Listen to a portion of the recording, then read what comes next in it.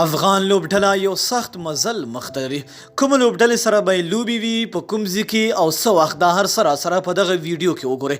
ګرانو زړه ته رانږدې مینوالو، یو ځلې بیا مو په سلامونو هرکلی کوم.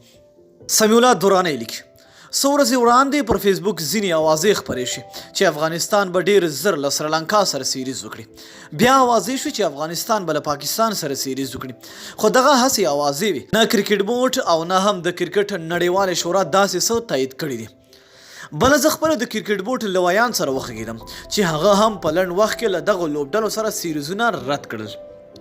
د نړۍ ورزشي ویبپاڼې چې د کرکټ په برخه کې فعالیت کوي، دوی لیکلي چې افغانستان به د 2020 میلادي کال په مارچ میاشت کې 3 ورځنۍ او یوه ټیسټ لوبه له آیرلینډ سره ترسره کړي.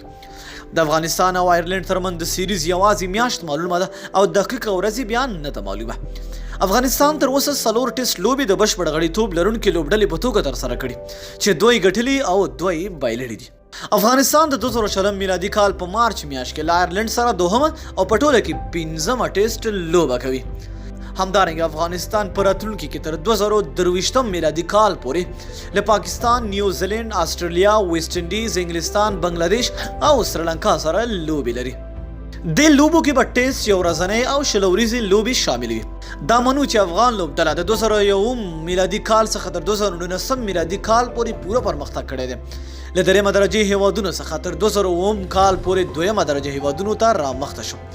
له 2009 میلادي کال څخه تر 2019 میلادي کال پورې د بشپړ غړیتوب لرونکو لوبډلو په نوم لړ کې ور داخل شو. دا چې اوس موږ هم له افغانستان څخه د پرمختګ تمه لرو، خو دا تمه باید ډیره خوشبینانه نه وي. دا ځکه چې مخکې افغان لوبډلې له آیرلینډ، سکاټلند، نیدرلند، زیمبابوې، بنگلادیش، نمیبیا، عربي متحده امارات، عمان، هانګ کانګ، کاناډا او کینیا سره لوبې درلودې، خو اوس د بشپړ غړیتوب لرونکې لوبډلې په توګه د نړۍ 10 ځواکمنو لوبډلو سره مخ کیږو. د هند خلاف باید موږ د سترو بریاو تمه ونه کړو. د استرالیا خلاف بیا زموږ حالت ډیره پورې دفاعي وي. د انګلستان خلاف لوبو کې باید موږ خپل رینکینګ ته په پام لوبې وکړو. د سریلانکا، پاکستان، نیوزیلینډ، افریقا خلاف باید زموږ لوبې دومره وي چې حد اقلن د لوبو په ډول وي، نه دا چې په ډیرو سترو توپیرونو لوبې وبایلو. په بشپړ غړیتوب لرونکو لوبډلو کې موږ له سریلانکا، بنگلادیش، ویسټ انډیز او سناسل پاکستان سره متوازنې لوبې کولی شو، خو له دې وراخوا لوبډلو سره بیا زموږ د مثبتې لوبې سلنه ډیره کمه ده. په نړیوال 500 ورځ جام کې مو پایله ولیدله چې بالکل منفي وه.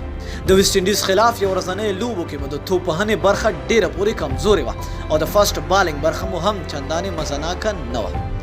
که افغانستان راتلونکي کې د بشپړ غړیتوب لرونکو لوبډلو سره لوبلړۍ کوي، نو د 9م مقام څخه به ټیسټ او ورځنۍ لوبو کې د لویدو امکان شته.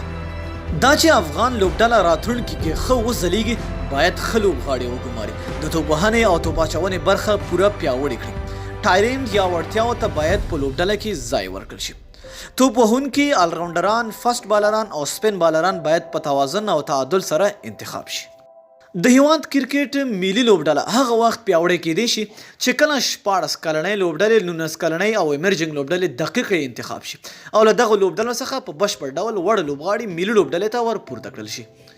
په راتلونکو 8 یا 9 میاشتو کې باید د افغانستان کرکټ بورډ، غوراوي کمیټه او لوبغاړي پوره زیار وباسي، ځکه چې د 2020 میلادي کال په سپټمبر میاشت کې 16 ورځې اسیا جام کې لوبیږي او د 2020 میلادي کال د اکتوبر په 13مه نیټه نړیوال جام په استرالیا کې کیږي چې هغو سیالیو کې هم زموږ لوبډله داخله ده. که څه هم په 16 ورځو لوبو کې نسبت ټیسټ او یو ورځنۍ لوبو ته ښیو، خو د بشپړ غړیتوب لرونکو لوبډلو پر وړاندې باید زموږ مورال لوړ او تجربه پخه وي.